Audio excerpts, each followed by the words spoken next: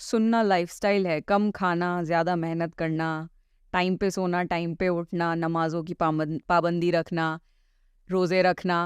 It's the perfect lifestyle for a human being. بالکل ایسے ہی ہے.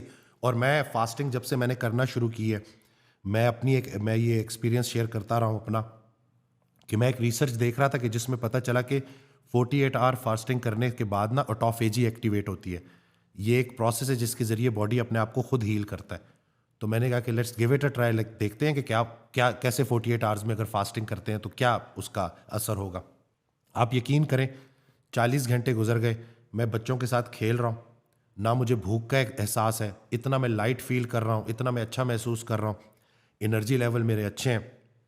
اور میں یہ سوچ رہا ہوں کہ اتنا تو لوگ کھا کے انرجیٹک نہیں محسوس کرتے جتنا میں فاسٹنگ میں محسوس کر رہا ہوں. اگلے دن میں نے حضرت واصف علی واصف رحمۃ اللہ کی آڈیو سنی.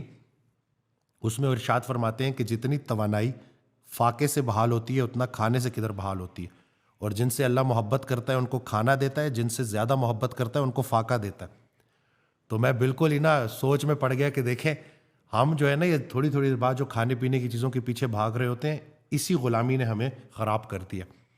تو فاسٹنگ نا آپ کو بڑا ایک ڈسپلن سکھاتی ہے. تو میں تو اس کو بڑا ریکمینڈ کرتا ہوں کہ لوگ اس کی طرف آئیں. میں آپ سے پوچھنا چاہوں گی کہ اللہ کے 99 نیمز میں سے اللہ کا ایسا کون سا نام ہے جو آپ کے دل کے سب سے زیادہ قریب ہے؟ الرحمن علم القرآن خلق الانسان علمہ البیان.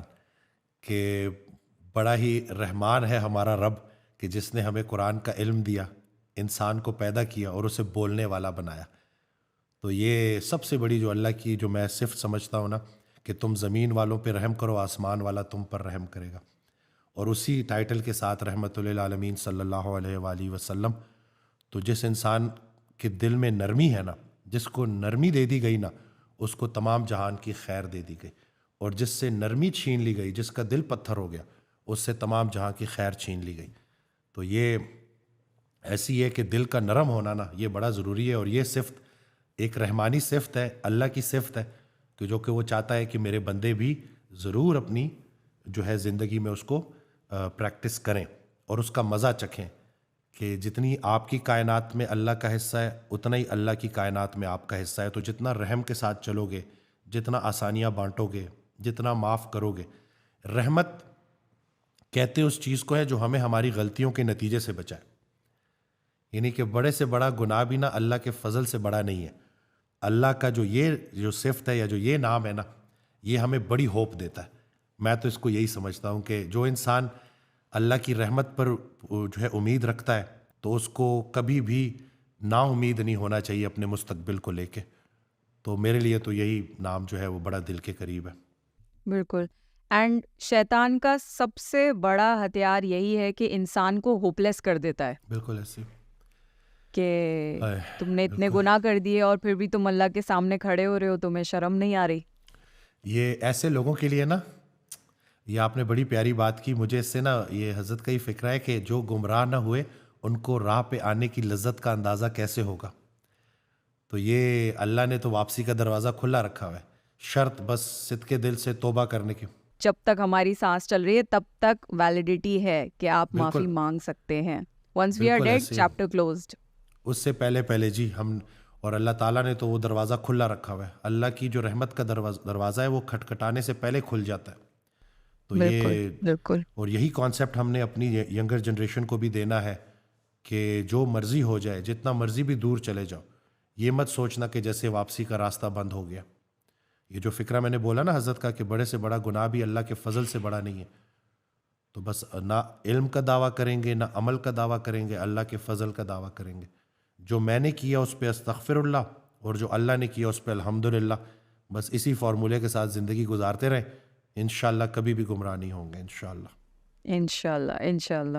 You suffered from extreme anxiety in your life. آپ کی لائف میں ایک بہت ڈارک فیز آیا تھا، اینڈ پھر اس کے بعد آپ نے اپنی لائف میں ایسے کون سے چینجز کیے جس سے آپ اس ڈارک فیز سے باہر نکل پائے، اینڈ اب آپ اس پوزیشن میں ہیں کہ آپ اور لوگوں کو ان کی لائف کے ڈارک فیز سے باہر نکالتے ہیں؟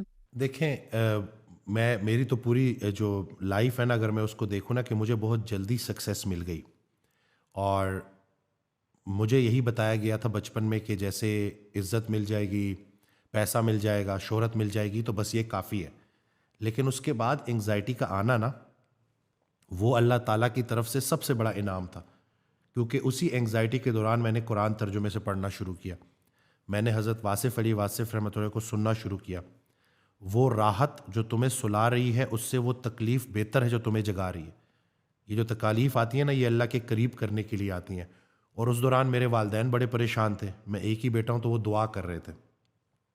تو انہی دعاؤں کے بعد جب میں نے آڈیو ایک حضرت واصف علی واصف رحمۃ اللہ کی ویسی رینڈم میں سرچ کر رہا تھا، انسان جو بیچارہ تلاش میں ہوتا ہے نا، وہ ڈھونڈ رہا ہوتا ہے کہ کچھ تو ملے جس سے سکون ملے. تو ان کی ایک آڈیو آئی جس میں انہوں نے ایک بات بولی کہ اگر تمہیں سچا استاد مل جائے تو ماں باپ کو نہ چھوڑ دینا، ان کی دعاؤں سے ہی تو سچا استاد ملتا ہے. تو وہ پیرنٹس کی دعائیں تھیں کہ جنہوں نے ان آڈیوز تک پہنچایا. اور وہ جو ایک انسان جو اس وقت اس تکلیف سے گزر رہا تھا، اس کو اس وقت یہ علم نہیں تھا کہ آگے جا کے کتنے لوگوں تک وہ بات جانی ہے. میں اگر انگزائٹی سے نہ گزرا ہوتا میں کبھی بھی ریلیٹ نہ کر پاتا. یہ نہ نظر آنے والی سب سے خطرناک بیماری ہے، کیونکہ یہ آپ کو ہوپ لیس کر دیتی ہے. یہ آپ کو ڈپریشن میں بھی، کیونکہ 60% لوگ جو انگزائٹی کا شکار ہوتے ہیں وہ ڈپریشن کا بھی شکار ہوتے ہیں آگے جا کے. لیکن اسی دوران یہ حضرت کا ایک شعر ہے، وہ میں ایڈ کر دوں بیچ میں، کہ دشواری حیات کبھی مختصر نہ ہو، تیری نگاہ لطف اگر ہم سفر نہ ہو.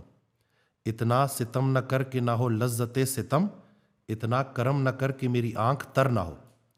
اتنا ستم بھی نہ ہو کہ لذت ستم نہ ہو، اور اتنا کرم بھی نہ ہو کہ آنکھ سے آنسو چلے جائیں.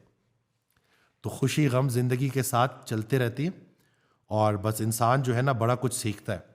اور شاید اسی لیے کہ میں نے اس کا ایک، یہ میری اپنی ڈیفینیشن ہے کہ اللہ تعالیٰ تکلیف بھیج کے نا آپ کو مشکل میں ڈال کر اس مشکل سے نکالتا ہے تاکہ آپ دوسروں کو مشکل سے نکال سکو.